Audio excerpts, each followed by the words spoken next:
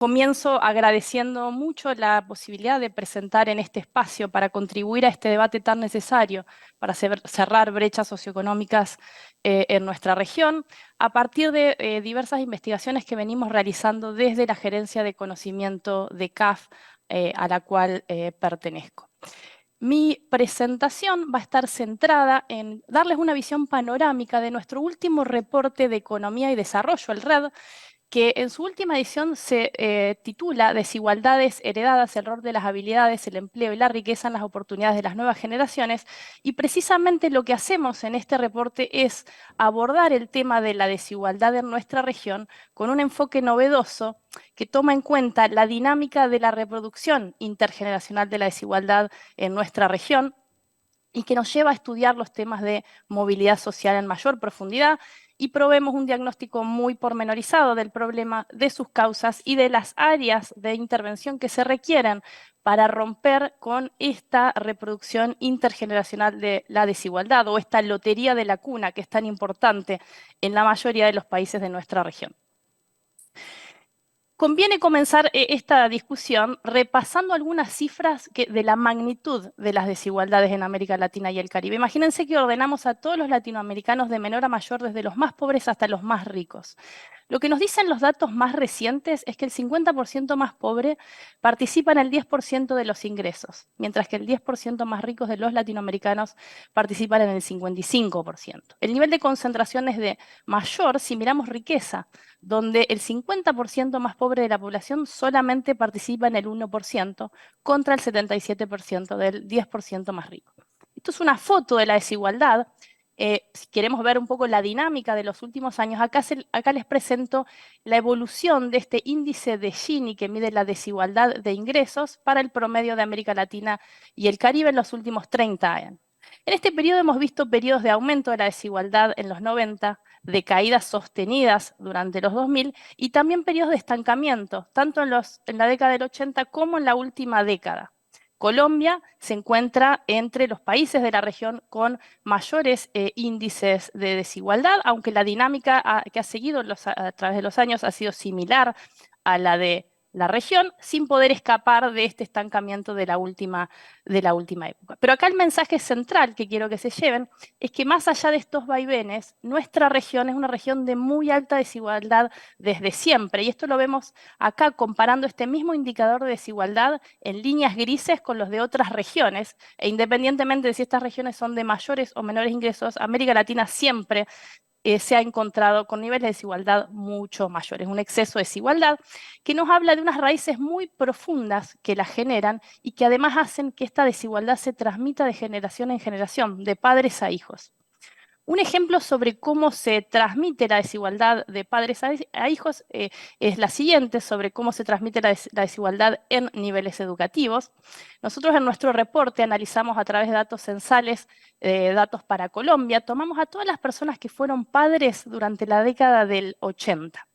En este grupo de personas, el 20% había completado la secundaria o más.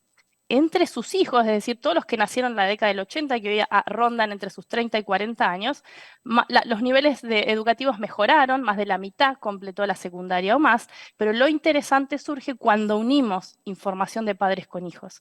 Y allí lo que vemos es que las características y condiciones familiares condicionan fuertemente el progreso, en este caso educativo, de los hijos. En particular, lo que vemos para Colombia es que casi el 90% de quienes nacen en un hogar en donde sus padres tienen educación media o alta también van a terminar con ese nivel educativo. Entre los hijos que terminan con esta educación baja, prácticamente todos también provienen de hogares con padres de este mismo nivel educativo. La contracara de esta alta transmisión de la desigualdad es una baja movilidad intergeneracional, que es el tema que nosotros estudiamos en profundidad con nuestro reporte. Antes de mostrarle el diagnóstico que hemos hecho sobre la movilidad intergeneracional, primero déjenme comentarles algunas razones muy importantes de por qué es relevante medir esta movilidad intergeneracional. Por un lado está la cuestión de la equidad. Lo que los datos nos muestran es que países con mejores indicadores de movilidad intergeneracional son países que ofrecen a sus ciudadanos mejores oportunidades para su progreso personal, independientemente de sus característica de la familia de origen. Esto, por supuesto, promueve la equidad, pero a la vez también esas mayores oportunidades favorecen una mejor asignación del talento humano y eso hace que estos países tengan mayores niveles de productividad y mayor crecimiento, y también en estos países esa mayor movilidad intergeneracional se asocia a una mayor cohesión social y estabilidad política e institucional. Estos son tres pilares obviamente necesarios para un crecimiento equitativo e inclusivo para nuestra región. Por otro lado, antes del diagnóstico, es conveniente fijar cuáles son las formas en las que medimos esa movilidad intergeneracional. Para ello respondemos a dos preguntas claves cuando uno estudia este fenómeno. La primera de ellas tiene que ver con una pregunta que nos surge a todos, es si los hijos están mejor que los padres. Para ello recurrimos a un concepto que es el de la movilidad absoluta, de la movilidad ascendente, en donde uno típicamente calcula qué porcentaje de hijos en una generación supera el bienestar de sus padres. Ese bienestar puede ser niveles educativos, como mencionaba anteriormente, o algunas otras medidas del bienestar que pueden ser ocupaciones, ingresos, riquezas. En esta gráfica, como pueden ver, acá todos los hijos están al mismo nivel que sus padres. Esto sería un país en donde no hay movilidad ascendente. En cambio, todos los hijos suben un escaloncito respecto de sus padres. Estaríamos en un contexto de 100% de movilidad ascendente. Pero noten aquí que a pesar de la existencia de movilidad ascendente, eso no quita que entre la generación de hijos no haya ningún reordenamiento en los niveles de bienestar respecto de los padres. Quienes estaban en la cola baja siguen estando en la cola baja. Entonces, otro concepto importante cuando uno estudia la movilidad intergeneracional es si existe este reordenamiento o lo que se denomina movilidad relativa. Y para ello uno mide cómo están asociados los niveles de bienestar. Cuando hablo de bienestar, nuevamente hablo de educación u otras dimensiones como las ocupaciones, los ingresos o la riqueza, entre padres e hijos. Cuanto mayor es esa asociación, cuanto más persistente es el bienestar, estaremos en un contexto de menor movilidad relativa que nos habla de que las familias ricas son siempre las mismas y las pobres son siempre las mismas. Entonces, en nuestro reporte comenzamos dando una panorámica sobre la movilidad educativa en nuestra región y merece la pena comentar primero cómo ha sido la expansión educativa que experimentó nuestra región a lo largo del siglo pasado. Acá pueden ver para personas que han nacido desde principios, desde 1900 hasta las cohortes nacidas en el 80, cuál es su distribución de logro educativo. Y la región, su mayor logro ha sido alcanzar prácticamente la cobertura universal de educación primaria. En las cohortes, por ejemplo, el 80, 12% no lograba completar este nivel educativo. Sin embargo, los progresos en educación secundaria y superior han sido más magros, y tal es así que hoy en nuestra región un tercio de los nacidos en la década del 80 logran como máximo completar la secundaria y solo el 15% completar la educación universitaria. Colombia ha seguido un patrón parecido en los extremos. Sin embargo, Colombia sí se destaca en un mayor progreso en su cobertura de educación secundaria. Este progreso educativo permitió movilidad ascendente educativa en nuestra región. Hay muchos hijos que nacieron en la década del 80 que están mejor que sus padres, y eso lo pueden ver en esta gráfica, en donde 6 de cada 10 personas superan el nivel educativo de sus padres, y esto nos pone a nivel competitivo, digamos, con lo que ocurrió en economías de altos ingresos. Sin embargo, cuando nos movemos a estas otras medidas de movilidad relativa y ver si hay reordenamiento realmente en la distribución donde se encuentran los hijos respecto a sus padres, ahí vemos el caso contrario. América Latina sigue siendo una región en donde la asociación en los años de educación que alcanzan padres e hijos es muy alta. Colombia también se encuentra con estos altos niveles de asociación o baja movilidad relativa, lo cual nos habla de que en esa expansión educativa los hijos de padres más ricos son los que se beneficiaron de esos progresos en las coberturas de educación secundaria y superior. Eso lo podemos ver más claramente en la siguiente figura, donde pueden ver la probabilidad que tienen las personas nacidas a lo largo del siglo pasado de completar la educación superior, aquí para aquellos cuyos padres no la habían logrado completar. Estas probabilidades aumentan, pero son muy bajitas. Por ejemplo, para alguien que nació en el 80, cuyos padres no habían completado la universidad, sus probabilidades de hacerlo eran solo del 12%, o sea, 12 de cada 100. Esto contrasta fuertemente con las probabilidades que tienen hijos de padres, que al menos uno de sus padres completó la universidad, donde las brechas son de alrededor de 4 veces o más y se están amplificando en el tiempo. Colombia en particular, en este tipo de, si viéramos el caso de Colombia, luciría de manera muy similar al promedio de la región. En la región también existen grupos que están sistemáticamente desaventajados en términos de movilidad educativa. Uno de ellos son los grupos étnicos, en particular los afrodescendientes e indígenas. En estos indicadores que yo les voy a mostrar, si hubiera paridad entre afrodescendientes y blancos, los valores deberían estar cercanos a uno, es decir, los niveles de movilidad similares entre grupos. Si están por debajo de uno, es porque afrodescendientes e indígenas experimentan una menor movilidad educativa ascendente que el grupo de blancos. En particular, si nos focalizamos en los puntos negros, que nos hablan de esta movilidad en el nivel universitario, estos datos nos dicen que cada 10 blancos que logran superar a sus padres y completar la universidad cuando ellos no la habían completado, solamente ocurre para 6 afrodescendientes y 4 indígenas. Estas brechas, estos rezagos no hacen más que agrandar las diferencias en los logros educativos de estos grupos étnicos.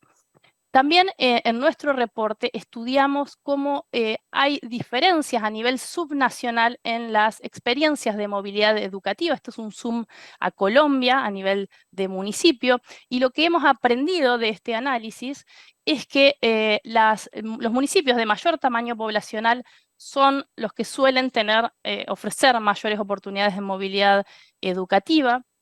Además, en muchos países, incluido Colombia, esos municipios son siempre los mismos, es decir, hay una alta persistencia regional en las oportunidades de movilidad educativa y, como pueden ver en el mapa, existe una amplia heterogeneidad al interior de los países, no solamente en Colombia, y esto nos habla de que las realidades locales son muy distintas, hay mucho que aprender de ciertos municipios que lo hacen muy bien y cosas para mejorar y entender por qué otros no lo hacen tan bien.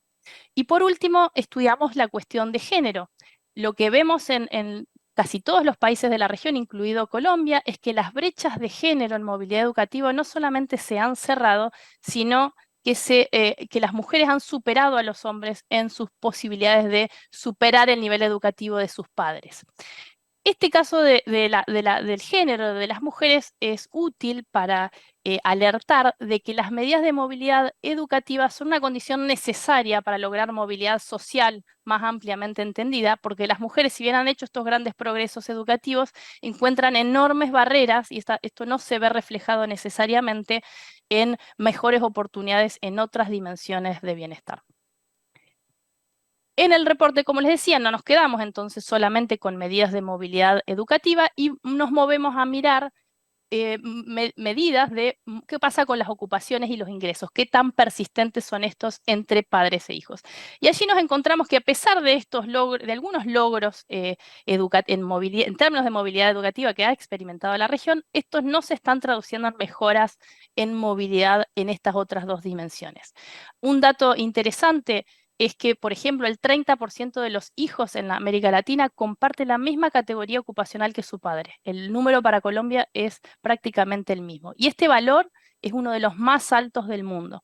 Además, esta persistencia en las ocupaciones de padres e hijos no parece estar cambiando a lo largo del tiempo. Así como mirábamos para la educación las posibilidades de superar a los hijos que tienen los hijos, de superar a sus padres en niveles educativos, también lo hemos mirado para ocupaciones en términos de la complejidad de las tareas que se realizan en las ocupaciones. Pensemos que ocupaciones más complejas implican mejores salarios, mejores perspectivas de carrera y un mejor paquete de beneficios en general. Los hijos cuyos padres tenían ocupaciones de baja complejidad tienen enormes dificultades para acceder también a ocupaciones de alta complejidad, solo el 11% lo logra, y esto contrasta nuevamente contra el 58% de los hijos cuyos padres tenían ocupaciones de alta complejidad que logran mantenerse en estas ocupaciones. En Colombia las brechas entre estos dos grupos son algo menores, pero igual siguen siendo mucho mayores que lo que se observa en otras regiones del mundo. Y la conjunción de esta alta persistencia en ocupaciones, alta persistencia en educación de padres e hijos, lleva a que la región sea también una de las regiones que muestra mayor persistencia intergeneracional en los niveles de ingreso. Y esto, Colombia tampoco escapa a esta realidad. Luego de este diagnóstico, en nuestro reporte tratamos de entender cuáles son las causas de por qué tenemos en América Latina esta alta transmisión de la desigualdad entre padres e hijos. Y para organizar la discusión, proponemos 3 canales claves. Hoy me voy a centrar en 2 de ellos. Son los de la acumulación de capital humano y la de las oportunidades laborales, que tienen diferente énfasis a lo largo del ciclo de vida de las personas. En términos de capital humano, ha sido ampliamente documentado que la familia juega un rol fundamental y las brechas socioeconómicas en la acumulación de este capital humano, que lo entendemos ampliamente como habilidades no solamente cognitivas, sino también socioemocionales e incluso físicas, es decir, el desarrollo de la salud de las personas, se abren de manera muy temprana en nuestra región, y esas brechas se mantienen a lo largo de las primeras 2 décadas de vida de los niños, e incluso a veces se abren. Y también observamos en nuestra región que aún comparando personas de iguales características de habilidades, iguales niveles educativos, según su familia de origen, sus oportunidades laborales son muy diferentes. Y la pregunta es, ¿por qué ocurre esto? Detrás de esas causas van a estar seguramente, de entender esas causas, entender sus soluciones. Entonces déjenme moverme a las razones que generan estas brechas en capital humano. Y allí proponemos 3 grandes explicaciones. La primera tiene que ver con las restricciones que enfrentan las familias más desaventajadas para invertir en el capital humano de sus hijos. Esas inversiones implican no solamente dinero, sino también tiempo, el establecimiento de unas normas e interacciones, un conjunto de reglas de interacción entre padre e hijos. Todo eso es una inversión que realizan los padres.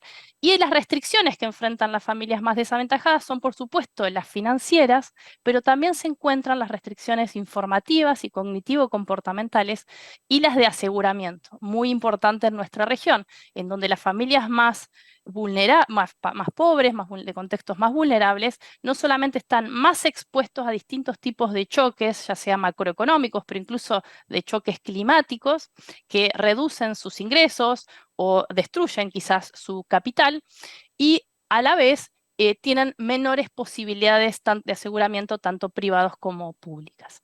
También mostramos que, si bien estas restricciones son muy importantes a lo largo de las primeras 2 décadas de vida de los hijos, hay periodos críticos, y allí surge esta gran importancia, digamos, esta gran relevancia y mucha atención han prestado los países a la primera infancia. Pero también no se debe perder de vista la importancia que tiene la adolescencia y esa transición hacia la adultez. La segunda razón por la cual se abren estas brechas socioeconómicas en la formación de capital humano tiene que ver con las elecciones educativas y de residencia que realizan las familias, que naturalmente también están restringidas, y lo que generan es exponer a sus hijos a diferentes calidades de educación y diferentes entornos físicos y sociales, que son ingredientes también claves en la formación del capital humano. En América Latina tenemos importantes brechas de calidad en la educación básica. Estas brechas no se están cerrando, y una de las principales razones de por qué la calidad a la que están expuestas niños de diferentes contextos socioeconómicos es la alta segregación socioeconómica que hay, tanto residencial como en las escuelas. Acá pueden ver, este es un gráfico en donde es un indicador de segregación escolar, segregación en base socioeconómica en las escuelas, calculada a partir de las pruebas PISA, en donde todos los países de América Latina que participan de esta prueba tienen escuelas que están socioeconómicamente más segregadas que la del promedio de los otros países de la OECD. También las familias más desaventajadas encuentran grandes barreras para el acceso a la educación superior, como ya había mencionado anteriormente, pero también a la educación técnica. Y allí los problemas las razones de esta falta de acceso a estos niveles educativos son variados. Se destaca mucho el problema del financiamiento. Esto es una barrera muy importante, pero también están las barreras informativas y la oferta territorial. Y por último, es muy importante el entorno físico y social al que están expuestos niños de diferentes contextos socioeconómicos. Y en nuestro reporte, por ejemplo, mostramos que un cuarto de un indicador de desigualdad educativa está explicado precisamente por el lugar en donde residen estos. Estas dos restricciones se agravan por la forma en que se está dando la conformación de familias en nuestra región. Hay un fuerte emparejamiento selectivo, es decir, hay una alta homogamia entre cómo se conforman las parejas de padres que ambos tienen altos niveles educativos o ambos tienen bajos niveles educativos o ambos tienen altos ingresos y alta riqueza o lo contrario. Esto agrava estas brechas en las restricciones que enfrentan distintos grupos de la población. El segundo punto tiene que ver con la alta incidencia del embarazo adolescente. Una de cada 3 mujeres en Colombia que fueron madres entre 2000 y 2005 tenían menos de 19 años. Y también mostramos que esta es una condición que se transmite de alguna manera de madres a hijas, porque las hijas de madres adolescentes son ellas mismas también más propensas a ser madres adolescentes. Y esto transforma el problema del embarazo adolescente en un mecanismo muy potente de reproducción intergeneracional de la desigualdad. Atado a esta alta incidencia del embarazo adolescente, también hay un aumento de la incidencia de hogares monoparentales en nuestra región, muchos de ellos liderados o con jefatura femenina. Este diagnóstico abre un abanico de posibilidades de ámbitos de acción para reducir estas brechas en la formación de capital humano de los latinoamericanos. Podemos pensar en 3 grandes grupos de políticas o áreas de intervención. Una de ellas es todas aquellas acciones que alivien estas restricciones que limitan las inversiones de las familias, financieras, cognitivo-comportamentales y de aseguramiento, tanto en niños en la primera infancia, pero también de adolescentes, y también acá un foco en prevenir el problema del embarazo adolescente. Mejoras en la oferta educativa, no solo de cobertura, hay que hacer muchísimo énfasis en la calidad y en la pertinencia de esta educación, tanto básica como técnico profesional y superior, con este énfasis sobre todo en la educación técnico profesional de su oferta regional. Y por último, todas las intervenciones que atiendan al hábitat y esa mejora en el entorno y a la accesibilidad de equipamientos clave para el desarrollo de niños y jóvenes, sobre todo en los barrios más vulnerables y más segregados en regiones más desaventajadas. El segundo gran canal de reproducción de las desigualdades que les mencionaba tiene que ver con el de las oportunidades laborales, en donde la familia sigue jugando algún rol importante. ¿Y esto por qué ocurre? Por 4 grandes razones. Uno tiene que ver por las redes de contacto e información que tienen las familias, que posibilitan o ayudan a sus hijos a conseguir mejores empleos. Nosotros hacemos una encuesta en CAF donde levantamos información para 10 ciudades en 10 países de la región, incluido Bogotá, y por ejemplo, en nuestra última encuesta mostramos que 1 de cada 4 personas que tienen un empleo en relación de dependencia dicen que un miembro de su familia los ayudó a conseguir su empleo actual. Y ese dato no se diferencia según el contexto socioeconómico familiar de donde provenga esta persona. Por lo tanto, personas de mejores contextos socioeconómicos naturalmente van a sacar un mayor provecho de esas redes de contacto.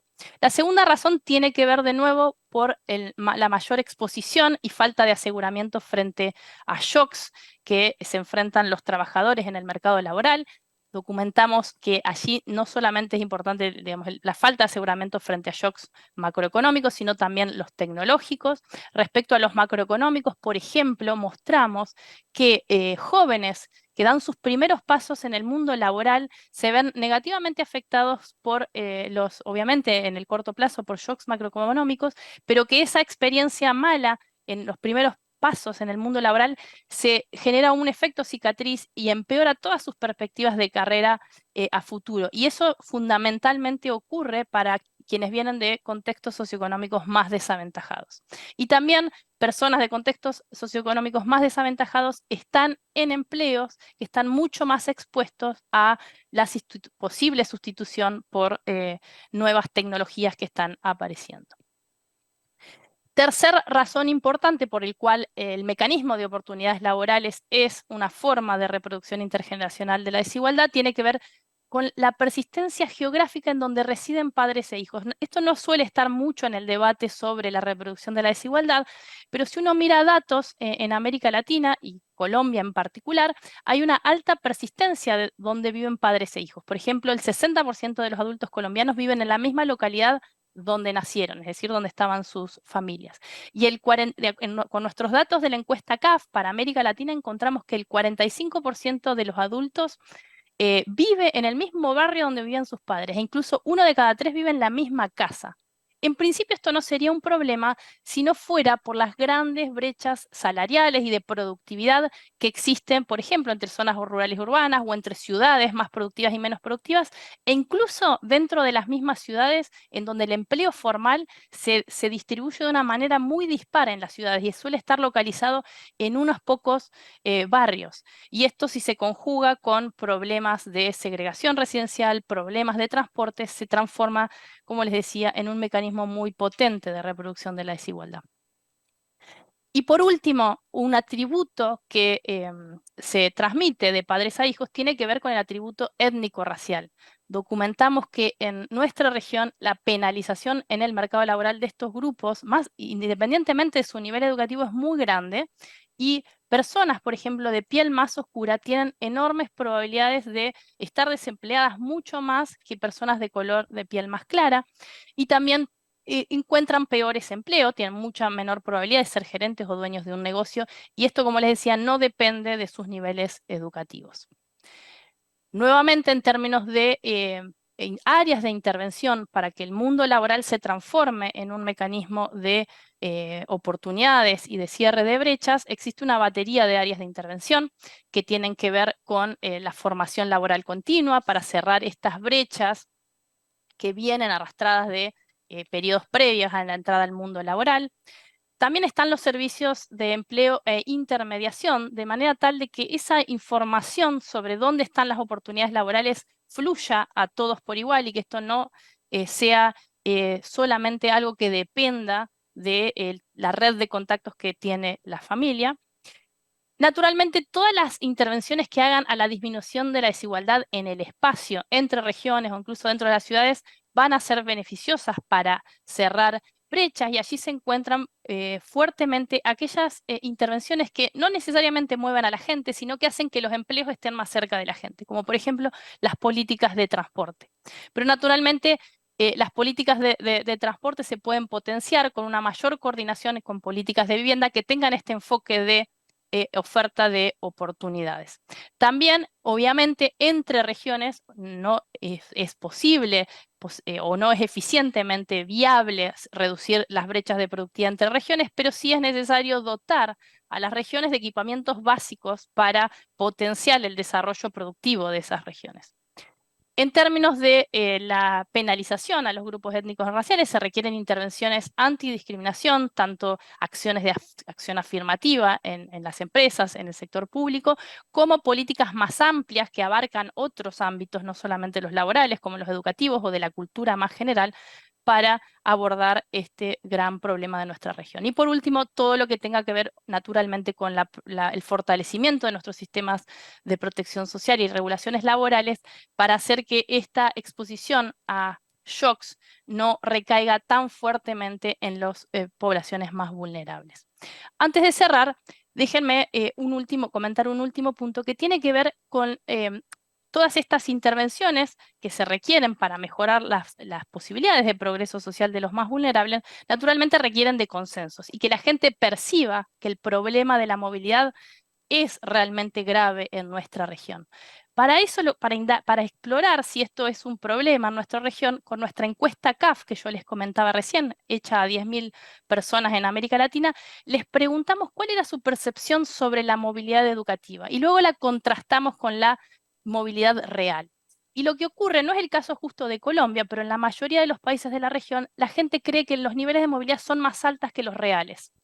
Colombia realmente parece ser muy realista en lo que en promedio la gente cree. Sin embargo, no todo el mundo cree lo mismo y hemos encontrado que quienes creen que hay movilidad tienden a ser los hombres, personas de educación alta y personas que vienen de hogares más ricos. Esto nos muestra de que todavía existe la necesidad de alinear estas percepciones con la realidad para lograr los consensos necesarios para implementar las políticas para mejorar la movilidad social en nuestra región. Unos comentarios finales. Entonces, como mencionaba anteriormente, la desigualdad en la región tiene raíces muy profundas, se transmite de padres a hijos. Hay canales centrales como el de capital humano y las oportunidades laborales que contribuyen fuertemente todavía en nuestra región a la transmisión de esta desigualdad. Para construir consensos necesitamos implementar intervenciones, pero no existe una bala de plata que resuelva todos los desafíos que enfrentamos para realmente tratar de que la movilidad social sea posible en nuestra región. En nuestro reporte, todas las secciones, aquí en esta nube de puntos, es un resumen de todas las palabras que aparecen en las secciones en donde hablamos de las áreas de intervención. Y como verán, son muy diversas y como lo mencioné a lo largo de mi presentación. Pero hay una que destaca, que es el de las oportunidades. Todas estas políticas deben ser pensadas en brindar mayores oportunidades a las nuevas generaciones. Muchas gracias.